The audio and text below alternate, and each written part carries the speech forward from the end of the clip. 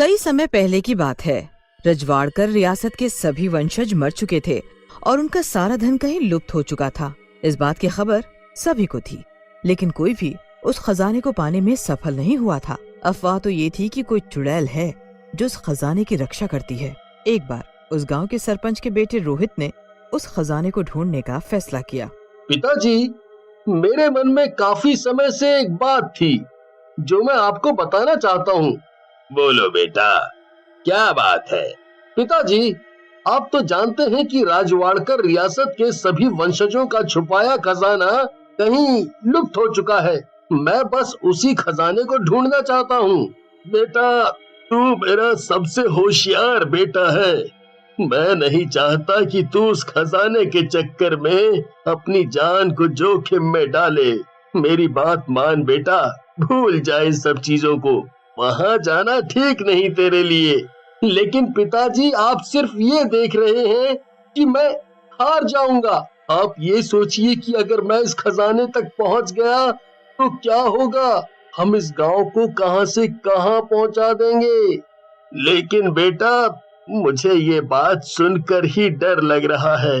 वहां से कोई भी कभी लौट के वापस नहीं आया है।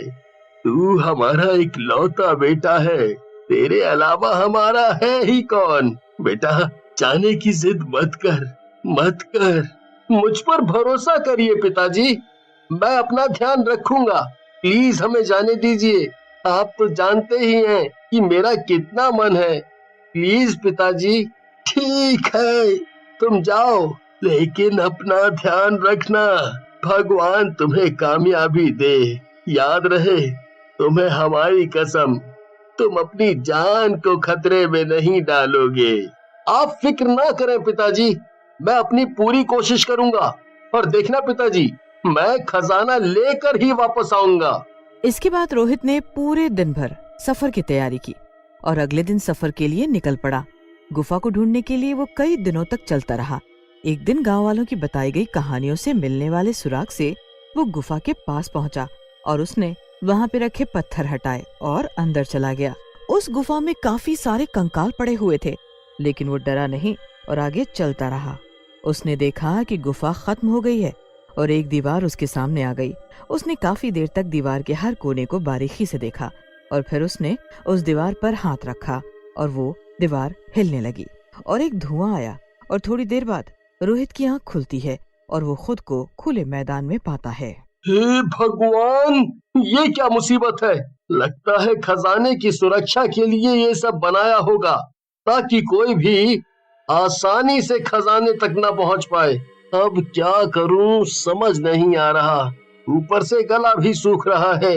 वो देखता है कि दूर दूर तक वहाँ पानी के लिए नदी तालाब कुछ भी नहीं है।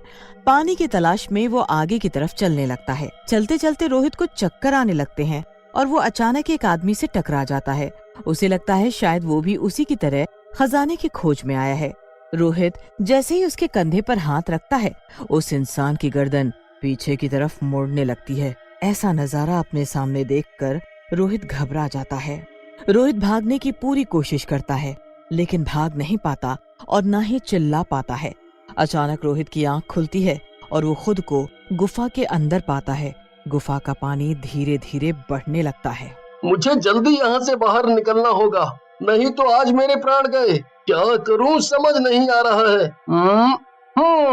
ऐसा करता हूँ, दीवार के कोनों में देखता हूँ, क्या पता बाहर निकलने का कोई रास्ता मिल जाए। दूसरी तरफ गुफा में पानी का स्तर धीरे धीरे बढ़ रहा होता है और रोहित को कहीं भी बाहर निकलने का दरवाजा नहीं दिख रहा होता है, लेकिन फिर भी वो अपनी पूरी जान लगा देता है।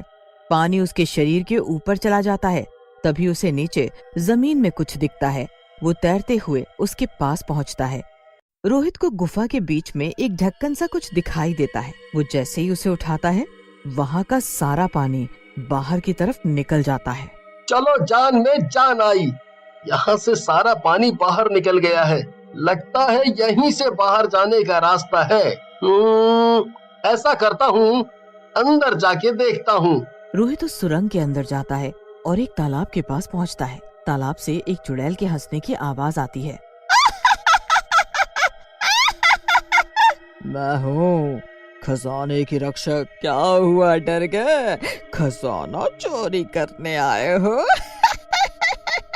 देखो, मैं खजाना चोरी करने नहीं बल्कि उसे गरीबों की मदद करने के लिए इस्तेमाल करना चाहता हूँ। तुम जैसे बहुत आए और मारे गए, अब तुम्हारी बारी है।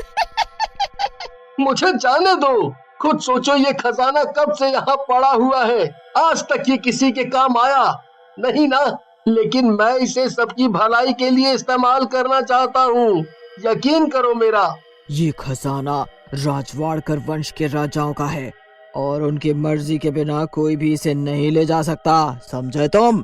चुड़ैल ने अपना हाथ लंबा किया और रोहित की गर्दन पकड़ ली। रोहित दर्द से चिल्लाने लगा। तभी चुड़ैल उसे उठाकर यहाँ फेंकती तो कभी वहाँ फेंकती। चुड़ैल ने रोहित को अधमरा कर दिया। फिर भी रोहित सिर्फ एक बात कहता, मेरा यकीन करो, इससे हम लोगों को काफी मदद कर सकते हैं। उन सब के जीवन के कष्ट दूर हो जाएंगे। दया करो हम पर। तू तो बड़ा ढीठ है रे, एक बार में समझ नहीं आता तुझे? क्या लगता है मुझे कि तू ऐसे नहीं मानेगा? अभी बताती हूँ तुझे, रुक। इसके बाद चुड़ैल एक चाकू उठाती है और रोहित की तरफ फेंक देती है। लेकिन जैसे ही चाकू रोहित को लगने वाला होता है, तभी अचानक तेज रोशनी आती है और चाकू रुक जाता है। हाँ, ये क्या? ये चाकू कैसे रुक गया? रुक जाओ गौरी, हमारा इंतजार खत्म हुआ। महाराज? हाँ, हमारा इंतजार खत्म हुआ गौरी। हमें हमारे खजाने का वारिस मिल गया है। आज से तुम आजाद हो। तुमने इतने वर्षों तक हमारे राज्य के खजाने की निस्वार्थ भावना से रक्षा की, इसके लिए मैं तुम्हारा ऋणी हूँ गौरी। ये कैसी बातें कर रहे हैं महाराज? ये आपकी प्रजा है, आपके लिए तो ऐसे 100 खजाने हंसते हंसते दे सकते हैं हम। मैं भी बहुत खुश हूँ गौरी कि हमें तुम्हारे जैसी प्रजा मिली है। अब हम अपनी संपत्ति रोहित तुम्हारे हवाले करते हैं, इससे सबका भला करना। लेकिन महाराज, अगर ये भी आपकी तरह लालची निकला तो? नहीं गौरी, आज जब मौत इसके सर पे थी तब भी ये सब के बारे में सोच रहा था। भला इससे ज्यादा नेक इंसान कौन हो सकता है जो खुद से पहले दूसरों का सोचे। हम हमेशा यही चाहते थे कि हमारा खजाना हमारी प्रजा की भलाई में लगे, लेकिन रोहित से मिलने के बाद मुझे यकीन हो गया है कि इस खजाने को अपना वारिस मिल गया है। इसलिए अब हम इस दुनिया से खुशी खुशी यहाँ से जा सकते हैं। मुझे माफ कर दो रोहित, मैं तुम्हें सही से पहचान नहीं पाई। इस खजाने का ध्यान रखना और लोगों की भलाई करना और हमेशा सबकी मदद करना। महाराज, आप मुझ पर यकीन करिए, मैं आपके इस खजाने का कभी भी गलत इस्तेमाल नहीं करूंगा। इस खजाने से मैं हमेशा सबका भला करूंगा ताकि आपके खजाने का सही इस्तेमाल हो सके। आप बेफिक्र हो जाइए, आपकी अधूरी इच्छा मैं पूरी करूंगा। हमें खुशी हुई जान के कि तुम मेरी इच्छा पूरी कर रहे हो। गौरी, तुम्हारे जाने का वक्त आ गया है। तभी वहाँ एक रोशनी आती है और गौरी वहाँ से गायब हो जाती है।